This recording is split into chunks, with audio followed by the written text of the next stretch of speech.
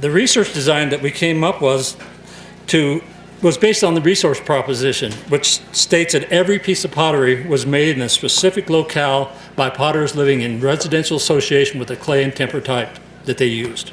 They didn't take backpacks of rock and walk across the landscape so they could have the right rock, or clay so they have the right clay. They lived where those resources were. If you reverse that, if you go find a place where the clay and temper matches the clay and temper in the sherd, you have sourced it to that particular point. Okay? The trouble is we have no idea where they are, because archaeologists have never even concerned themselves with sourcing analysis.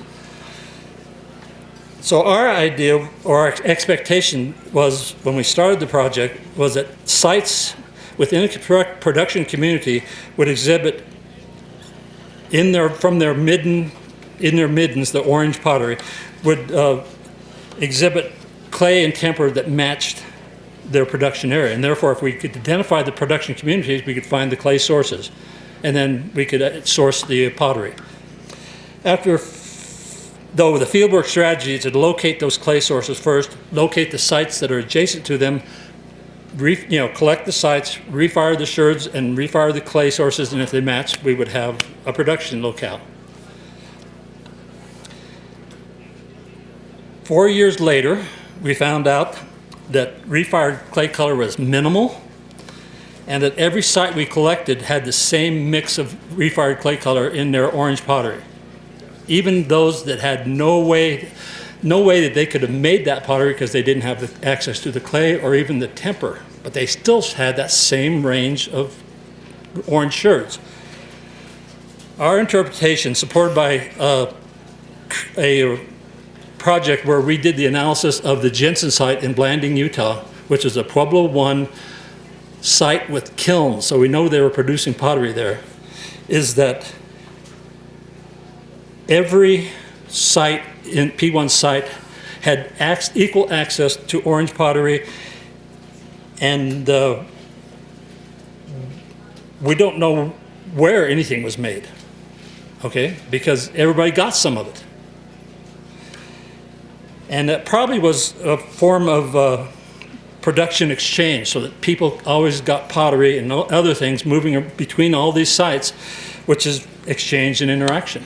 That's what we were interested in, but we couldn't trace it because we had no idea where the pottery was being made. Even though we had the clay sources, we had the pottery, we couldn't link the two together with a production community. This observation is totally contrary to the common assumption that the pottery found at the site was made at the site, which is very formally stated the criterion of abundance, which is a basic sourcing theorem that states pottery of a specific paste composition, clay and temper combinations, should normally have been manufactured in the locality where it was found. That's wrong. Anyone who says they know where the pottery was made, that it was found at the site, laugh and walk away because they don't know what they're talking about. They have no idea where any piece of pottery was made, except for, well, it was made over there in the Kayenta area, or it was made somewhere in the Chusca area. You know how big that area is? Somewhere is not good enough. So what do we do next? What do we do next? Our plan, 4 years of research, our resource design failed. So we decided what we needed to do was, although we knew that pottery was made in the Blanding tract, because that's the only place in the Southwest those clays and tempers co-occur, not Mesa Verde, not Chaco, not anywhere else that we could ever find. They were made somewhere, but we didn't know where exactly. I mean, we want to know with the GPS coordinate where that pottery was made, okay? So what we did was change the focus, and we said that we want to link the individual sherds to individual clay sources. And to do that requires something most archaeologists aren't capable of doing. Compositional elemental analysis, which you run these samples through neutron activation or ICP-MS or XRF, and to do that, we had to change that whole focus. We have a GPS signature for every clay source we found in the Blanding tract. red upper brushy basin red clays, which is what they were using. We have an exact GPS location for every sherd we collected. So imagine if we can link the sherds to the clay sources, we'll know how far that pottery sherd has moved from where it was made to where it was found, which is called exchange. Okay, I haven't done it yet. And also, the communities would be associated with that clay source because you don't carry clay across the landscape. You know, you live where that clay is available. So that was our hope. So enter Steve Donasso. He's a geoarchaeologist, and he called us up one day and said, you want me to do something with your sherds? I said, I would love it. And his idea and our idea is always start with the clay. Don't start with the artifact. Start with the clay and then try to tie the artifacts to the clays.